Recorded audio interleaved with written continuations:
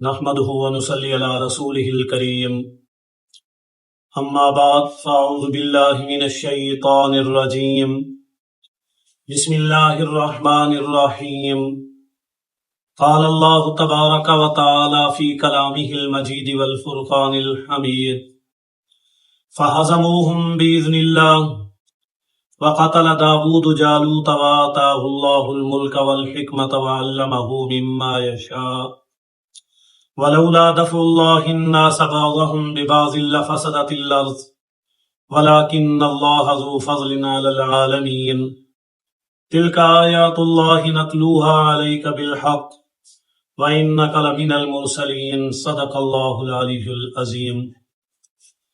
میرے واجب الاحترام خواتین و حضرات، ارشاد باری تعالی ہے فَهَزَمُوهُمْ بِإِذْنِ اللَّهِ، بس ان مومنوں نے ان کافروں کو شکست دے دی اللہ تعالی کے حکم کے ساتھ، یعنی اللہ کے حکم کے ساتھ۔ یہ 313 جو حضرت طالوت رحمہ اللہ تعالی کی قیادت میں آئے، یہ جالوت کے 1,00,000 لشکر پر غالب آ گئے، جبکہ اس لشکر کو ابھی لڑنے کی ضرورت ہی پیش نہیں آئی۔ ان کا سردار میدان میں آیا اور وہ مارا گیا، جس کی وجہ سے وہ بھاگ گئے۔ فرمایا وقتل داود جالوت وآتاه الله الملك والحکمة وعلمه مما يشاء۔ اب معاملہ کچھ ایسے پیش آیا کہ حضرت داؤد علیہ السلام کے والد اپنے 6 بیٹوں کو لائے، جن میں سے 5 تو میدان کے اندر موجود تھے اور ایک حضرت داؤد علیہ السلام جو ابھی چھوٹے تھے وہ اس لشکر کے پیچھے آ رہے تھے، جبکہ ان کا لڑنے کا ارادہ ہی نہیں تھا۔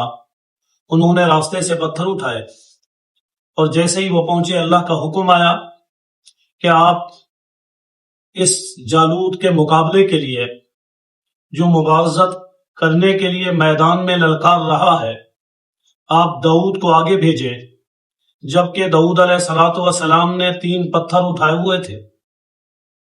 جب داؤد علیہ السلام میدان میں آئے، انہوں نے دیکھا کہ وہ جالوت پورا جسم لوہے کے ساتھ ڈھانپ کر کھڑا ہے، سوائے اس آنکھوں کے اور پیشانی کے۔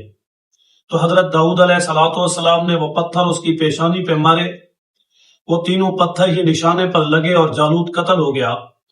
تو اللہ تعالیٰ نے فرمایا وقتل داود جالوت، قتل کر دیا داؤد علیہ السلام نے جالوت کو، وآتاہ اللہ الملک، اللہ نے عطا کی اس داؤد علیہ السلام کو بادشاہت، والحکمت، اور دنائی حکمت عطا کی، وعلمہ مما یشاء، اور سکھایا وہ سب کچھ جو چاہا۔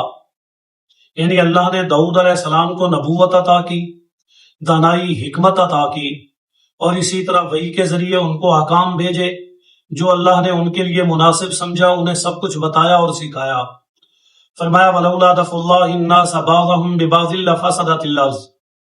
اسی طرح اللہ تعالی ٹالتے ہیں، دفع دور کرتے ہیں، ختم کرتے ہیں، مٹاتے ہیں لوگوں میں سے گروہ کو دوسرے گروہ سے۔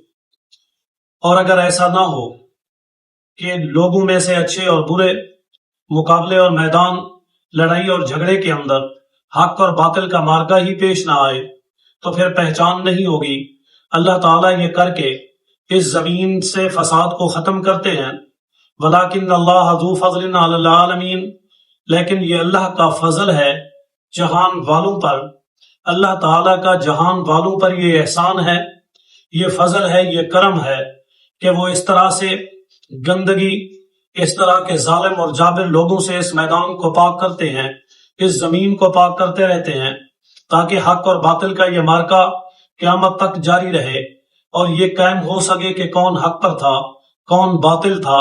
قیامت کا منظر ہو وَامْتَازُوا الْيَوْمَ أَيُّهَا الْمُجْرِمُونَ، کہ جو مجرم ہیں، کافر ہیں، وہ علیحدہ ہو جائیں، جو ایمان والے ہیں، کلمہ گو ہیں، وہ علیحدہ ہو جائیں۔